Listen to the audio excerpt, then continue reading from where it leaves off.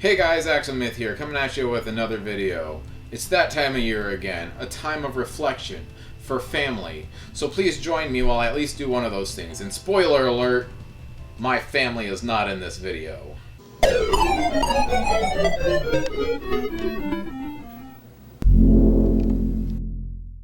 In all seriousness, 2025 has not been the groundbreaking year I thought was going to be and that I was hoping it was going to be. In fact, I even played video games less this year than I usually do, and that has to do with a certain break-in that happened where I don't even have some of these games that I'm going to talk about today anymore. And honestly, like, there was a couple instances this year where I just flat out fasted video games to focus on other things, and but I'm just gonna have to make do with what I got, so I'm gonna jump right in. Star Wars Jedi Survivor, PS5. I was surprised how big of a step up this game was from the first one, with more fighting styles, and this game just generally looks better too. Thanks to the better hardware, obviously. I found myself using the blaster combo and heavy crossguard most often. Also a step up was the open world. While still also kind of continuing to be a Metroidvania type of game, it struck a balance there. It also felt a little like Mario Odyssey with the shops on the different planets that offered different items than your, home base or whatever. It's a little weird to say for me, but I wish that there was a little bit more to the gardening simulator part of this game. I don't want to spoil, but the story is so good, and that twist at the end is something that I just did not see coming. Literally, surviving Jedi are everywhere. Legend of Zelda: The Minish Cap, Game Boy Advance. In terms of presentation and looks, it's unrivaled. The story is an interesting take on the origins of Link, and the ability to change sizes is used in a very easy way to understand without making it overwhelming. This easily has the best gameplay in all of the portable Zeldas. My issue comes in when I got stuck for 2 or 3 hours because I missed a piece of dialogue that expected me to fast travel to a new location that was in a very similar place to a spot I was already in. And the trophies. But nobody likes the trophies in this game. But, above all, this is a pretty solid Zelda game. Paper Mario: The Thousand-Year Door on the GameCube. I played the original just in time for the remake. I started it before the remake was announced, and right after I started, it was announced. Funny how that worked out. But my feelings on this one are kind of complicated. There are places where this doesn't necessarily feel like a Mario RPG, but that doesn't necessarily mean it's bad or that the story is bad. Honestly, quite the opposite. The story is great, but it just struggles to feel like Super Mario. The Paper Mario RPG mechanics are still amazing, but this game does have some major flaws compared to the first one. For starters, backtracking is even more annoying because the areas are bigger and the game is newer, which is funny because there's sort of fast traveling warp pipes in this game, but it still feels like it takes 10 to 15 minutes every time you need to backtrack and go where you need to go. Another major complaint is the fighting range. I get what they were going for here, but it's just not exciting or interesting. And last complaint, the battles feel like a 10-minute venture every time. And then this game punishes you for running away for wasting your time. But, to leave it on a high note, I gotta mention the buddies. I love these guys. They are far better than the buddies in the first game, for the most part. Yakuza Kiwami, PS4. This is my first ever experience with the Yakuza series. I love the open world, exploring the city of Tokyo. There's hijinks, there's seriousness, there's great yet convoluted story here. The best parts of this game are the side quests you find yourself in. The absolutely not car guy here was sitting there trying to be the best toy car racer to finish this love triangle story, and to prove my childhood friend was worthy of love so he can retire. This is a beat-em-up RPG, which is awesome. It's an interesting way to do an RPG, one that I haven't seen super often. At least, that's just me. There's different fighting styles you need to master to become the dragon, and it's pretty simple to pick up and just do. But just like Paper Mario, it has the unfortunate side effect of battles just taking forever and interrupting your simple walk from A to B, and it gets pretty obnoxious later in the game with constant battles. And there's no way to run in this game either, especially with one loony character named Yojima. This wasn't necessarily my type of game, but I really like this series now and wouldn't mind playing more to get more of the story. Final Fantasy NES. Noticeably, this game is not in my NES video. Go check it out. Well, that's because this isn't my game. I was borrowing this one from my dad before I even started that video. This was a great first RPG, worth the hype back in the day. Dragon Quest didn't get this good until its third entry. This did tend to be a grind fest on occasion though. I remember having John Riggs on my flat screen while Final Fantasy was on my CRT TV while I was grinding away. I love the 8-bit medieval look of this game, and then it all went sci-fi and I was like, this is even more fantastic! I used a guide for most of this game, but not even because it was cryptic. Actually, from my memory, it was quite the opposite. The biggest issue I ran into this game was that it would let me equip items to characters that couldn't even use it. So I used the guide to make sure that the characters could even use what I was equipping to them. The other biggest issue, items flat out not working like they should. I didn't even know about that until I watched a review by Some Call Me Johnny. It's really interesting to be able to create your own unique team as well. I had the standard fighter, red mage, black mage, and white mage. Just don't do an all white mage team. It looks problematic. Super Monkey Ball Banana Blitz HD Nintendo Switch. This game was so good. Its gameplay was fixed from originally being on the Wii, where I heard it was almost impossible to play. I don't know for sure, I can't really judge that. The stage design and the redesigns of the characters are great. The new jumping worked really well and was a surprisingly great extension of the first two titles on the GameCube. And you even got to unlock Sonic as a monkey ball. There's one thing that ruined this entire game for me though. Level 10-5. It's a stage where the floors are spiked and one wrong land will send you careening off the stage in a direction you weren't even going. I searched and searched how to beat it, and essentially you have to get lucky all the way through.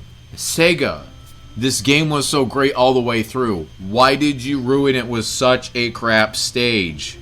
Daytona USA Arcade. Went to Galloping Ghost 4 times since the last time I made one of these. I decided to focus on games I really want to finish and get good at. This game is as simple as can be. Get good, scrub.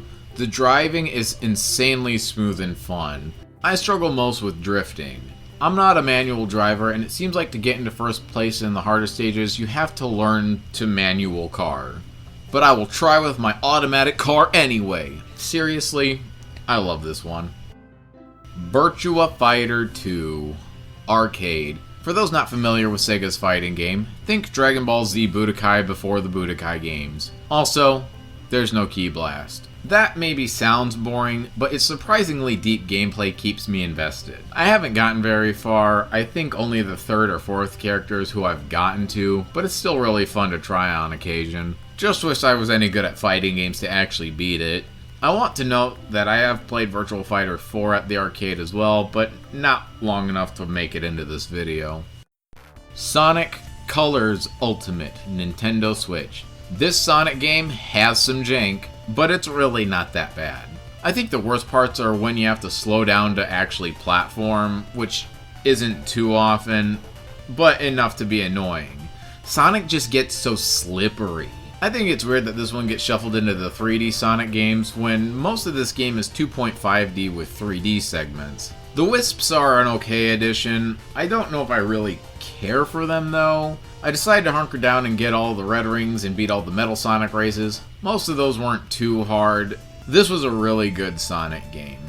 Metroid Prime HD Nintendo Switch. I tried this one on GameCube a long time ago and was very overwhelmed with how big the game's map is.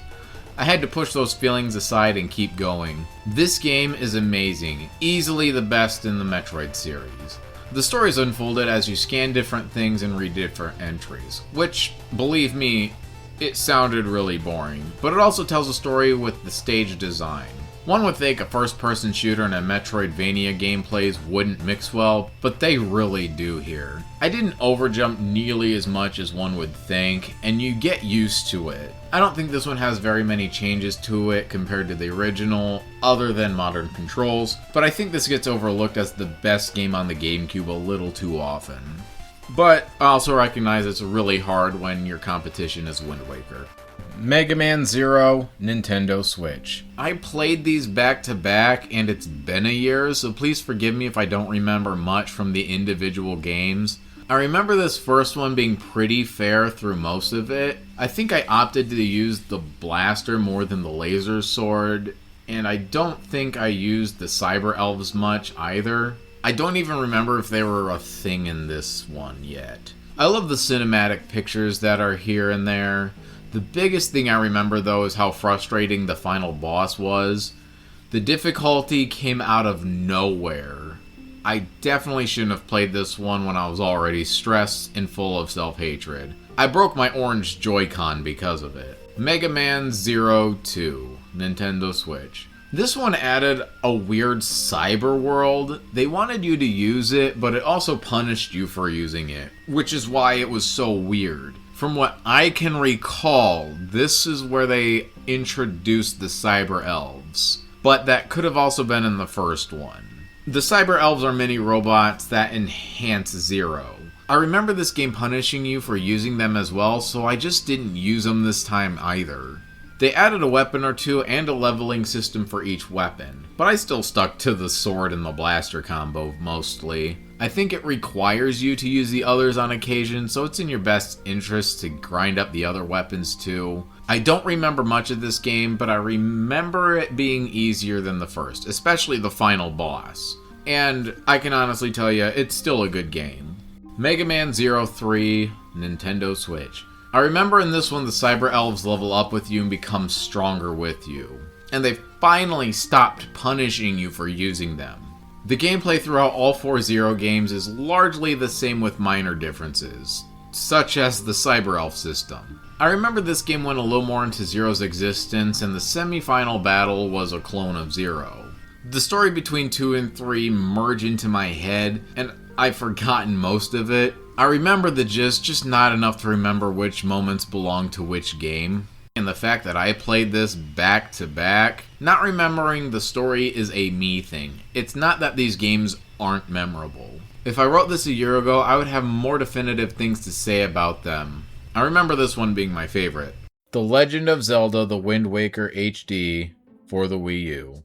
I Let's Played this one for my channel on a half-blind playthrough. I've always loved the art style, even when I was a kid. I'm not a giant sailing the seas type of person, just don't care for stories that take place on boats, I guess. But I found some enjoyment exploring the seas most of the time, especially with the modern upgrades. I didn't 100% this game, but I got close enough to it. I think the worst aspects of this game is still the backtracking can be a pain because of the sailing. The charts are also sort of a pain. I don't really care for finding this thing to go find the other thing. Also, the lack of a progress tracker. I got lost for I think it was 4 or 5 hours just trying to find a heart piece I thought I had already gotten. It was random whenever it showed up anyway, so it was just why can't the heart pieces show up on the map when you've gotten them? And lastly, despite my playthrough being over 40 hours, this game actually is pretty short. It only has 5 or 6 dungeons. I think it could have used about 2 or 3 more. This battles Twilight Princess quite a bit with which one I like more. Depends on the day with those two. Now we finally get to 2025. Oh, 2025. Mega Man Zero 4, Nintendo Switch. This one has a weather mechanic where tackling different stages under different weather conditions make the stage slightly different and can even create alternate paths. On one hand, that's cool, but it's really easy to miss a few things. The bosses give out powers like in the original Mega Man series, but you have to beat them under certain weather conditions. But once you miss it, there's no going back for it. The bosses are not replayable. I remember that being my biggest problem with the game. The Cyber Elf mechanic in this title was a crafting system, and it encouraged replaying the stages in different seasons. But it also seemed a little arbitrary because of the boss thing. You don't need to partake in this crafting system, but it helps out so much with getting different stat boosts you need to beat the game. Mega Man ZX Nintendo Switch. This is what a Mega Man game would look like as a Metroidvania. I know people don't like that term, but I do, so I'm going to keep using it. The only irritating thing about that is how weird the map is. Like, there's no cohesion like in Metroid. At least, not really. I really like the story in this one as well. You can even pick your gender. It felt a little like a Sailor Moon type of story. Probably doesn't help that I did, in fact, play a girl who does a Sailor Moon cinematic before turning into a version of Mega Man X and then merging with Mega Man Z. From my memory, it also seems to have rather low stakes compared to the rest of the Zero games, but this really is a great game, if a little easy for a Mega Man game. That's not a totally bad thing, just noticeable.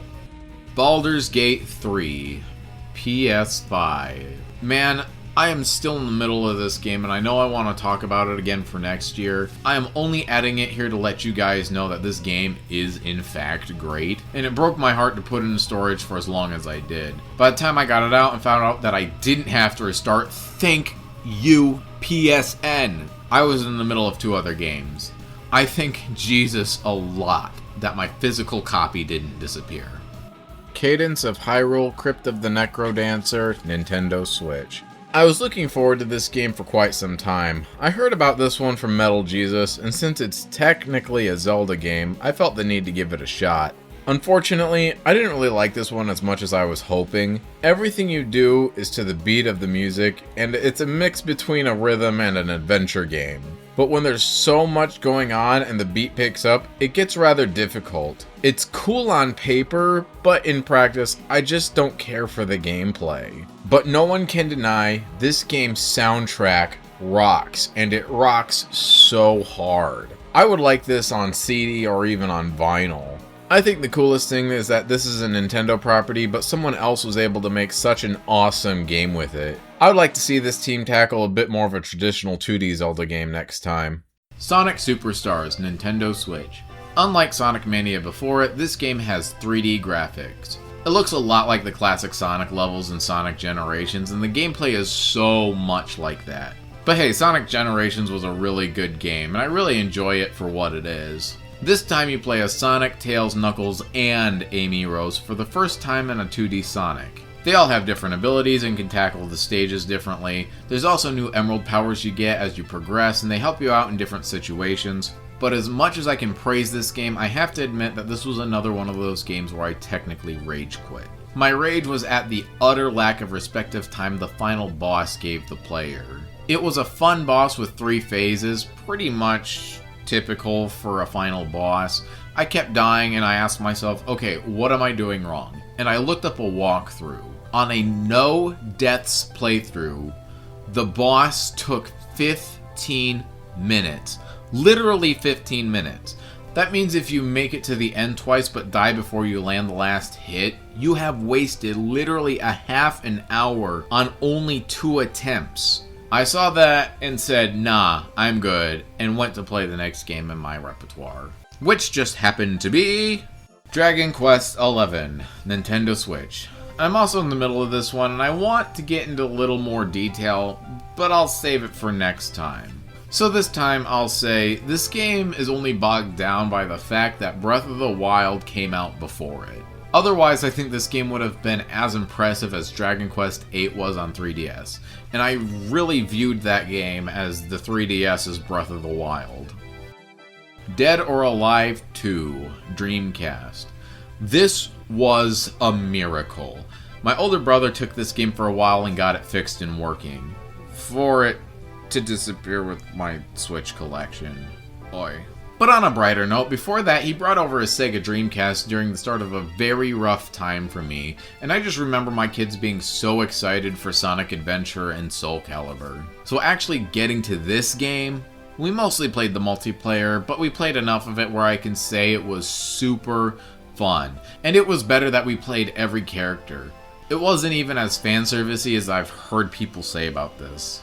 Astrobot PS5. I heard good old Femtrooper talk about this one and how it's just like Super Mario 64 and Super Mario Odyssey, let's just say me and the PS5 were separated this year, so I bought a slim model with Astrobot included, and I can confirm this game is just like those two games.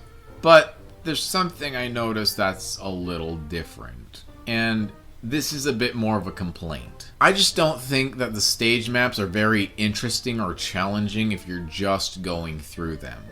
For me, to make this game fun, you actually have to collect the other bots and coins.